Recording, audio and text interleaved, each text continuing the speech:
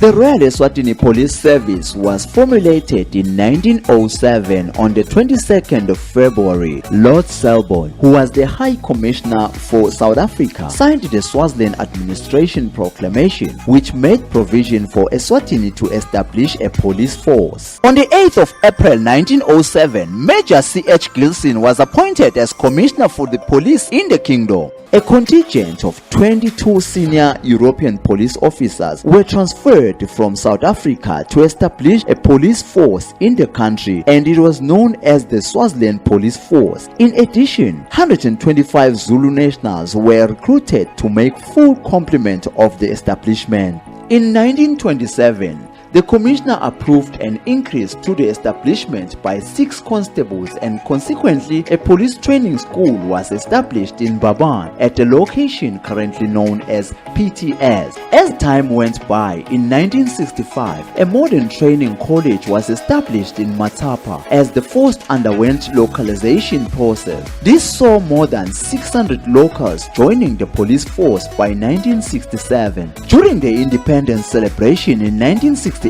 King Sobhuza II renamed the police force into Royal Swaziland Police Service and subsequently to Royal Eswatini Police Service after the country name change in 2018. Moving forward, the organization has grown in leaps and bounds since it now has over 5,000 officers who are evenly distributed across the country to serve citizens. They are serving the country relentlessly, with COVID-19 over the past years having attacked the whole world at large. Police officers have remained firm and amidst the tough situation and continued to serve. We thank their majesties and the whole nation for giving us hope and reassuring the workforce during the trying times. With all that being said, the police service continues to thrive in its various departments. We will start by looking at the emergency department known as 999 or Quadron 9. As police duties evolved, the service set up different departments to enhance operations and efficient service delivery to the public. This rapid response system was introduced in the early 90s, which was upgraded and decentralized to all 4 regions in 2017. The responsibilities of the 999 personnel include receiving emergency calls and capturing of information, taking appropriate action on all emergency service calls to determining the nature and location of that particular emergency, and to dispatch the necessary responders suitable for that particular incident. Community safety. This department was formerly known as the Crime Prevention Unit. It is responsible for analyzing crime trends at a particular area and take actions to prevent that certain crime from taking its peak. They then engage the community and educate them, and also form community neighborhood watch schemes. They are also responsible for forming a team of community police at their respective station areas. This has proven to work wonders on suppressing crime, because if the police is in constant contact with the community, a lot is achieved through networking and sharing ideas. This is done by visiting schools, churches, community meetings, and seminars. Donations to needy people are also made. This is done by our organizations such as the Christian Police Association and the International Police Association. A number of houses have been built and handed over to various underprivileged people across the country. The ever-escalating number of traffic on our country's road requires that our traffic department keeps itself at its toes in order to best manage the flow of traffic and to prevent road accidents. On day-to-day basis, our traffic officers and motor vehicle examiners mount roadblocks and roadside checks in order to ascertain roadworthiness of motor vehicles to minimize serious accidents that may be caused by mechanical failures. The traffic department also has a mechanical workshop department which is based at the Police Academy.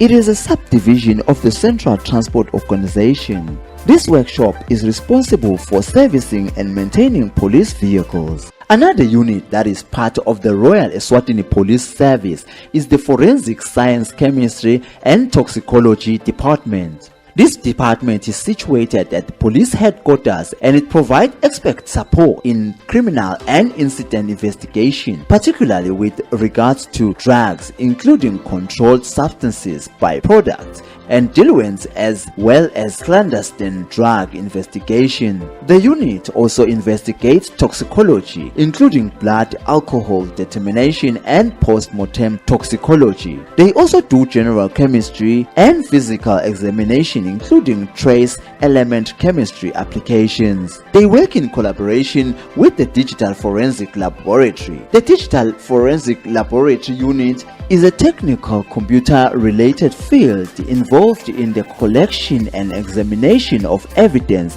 from computers, including cell phones, audio, video, PDAs, for text and graphical images. The Criminal Investigation Bureau (CIB). This department was established in 1933.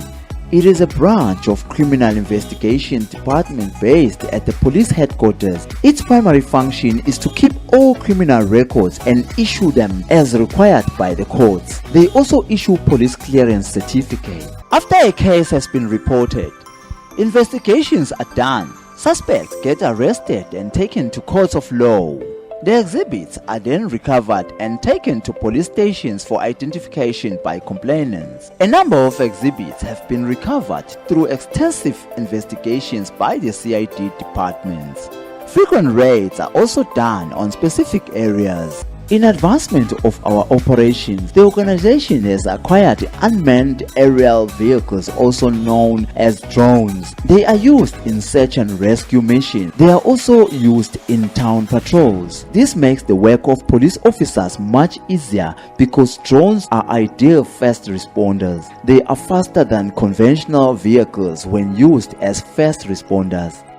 The Operational Support Service Unit also. The headquarters of this unit is based in the Manzini geographical region at Ngonini. It provides support to stations in imaging crime trends, police raids requiring armed support, escort of cash in transit, and other detailed auxiliary security duties. Within the Operational Support Service Unit, operational structures, there are smaller units such as the Bomb Disposal Unit, which works in collaboration with the DOC section. The Bomb Disposal Unit exists to provide the country with safe, timely resolution to bomb threats, suspicious package concerns, and threats from actual hazardous devices. Its primary goal is to protect people from harm related to such threats and concerns. A secondary goal is to minimize the damage to critical infrastructure and property.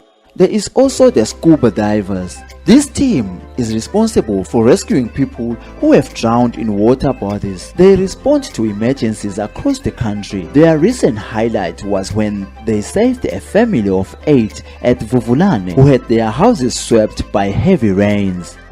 The Health and Welfare Department. This office is responsible for the well-being of police officers as well as their families and community. This department has 5 clinics across the country, namely Oho Regional Clinic, Lubombo Regional Clinic, Police Academy, OSSU, and Klatikulu. Alongside these clinics, we have psychologists and chaplains who perform counseling and offer spiritual help to those who desire such services, to ensure our workforce performs to its maximum potential. The Police Academy. This is the basic training ground for each and every police officer in the country, led by Ms. Bonsile Masuku, Assistant National Commissioner of Police, who is the first female commandant of the Police Academy. This is where police officers are trained and molded for tough situations they may face in their long career of policing. With adequate classrooms and efficient instructors, the Academy is able to produce a good quality of officers who may be deployed anywhere in the country. Through the signing of the Memorandum of Understanding with the University of Eswatini, the Police Academy under the Faculty of Management and Leadership has seen itself producing a crop of 30 graduates who have just finished their diploma in science last year, which is accredited by the university. There is also a curriculum design exam unit which is responsible for preparing the syllabus used on the program of trainees. They also prepare exams for trainees. On cultural activities, the police service interacts and creates good relations with members of the public by collaborating with general public in cultural events. The various troops include Imbali, Luthango, Emabhaqa, and Lamnyama. Culture has proven to be a catalyst for unifying people across all spheres. The general public feels elated to have such outstanding service from the police. We went to various towns to interview a few, and they had this to say. Mina so utshelela amandaba emaphoyisa wakithi shem yaphila nabo usebenza nabo onke isikhathi sifuna inkinga yasita if ukhala busuku lenza leyo yafikela ngalesikhathi sakhona yaphatha kahle kakhulu ikakhulu kule sector ya social protection bekunelikhale belishelwe ngalamalinza umalinza sabona baqhamuka sebaveta kudla sebanaka umkhulu sebanaka bonke bashiya nje ma donations namakhulu kakhulu. The organization is seemingly steering on the right direction and soaring higher and higher each and every year. The public has spoken. The force will continue to work diligently to serve and protect the nation. The whole organization would like to wish a happy 55th birthday to His Majesty the King and a happy 55 years of independence. Wait, we know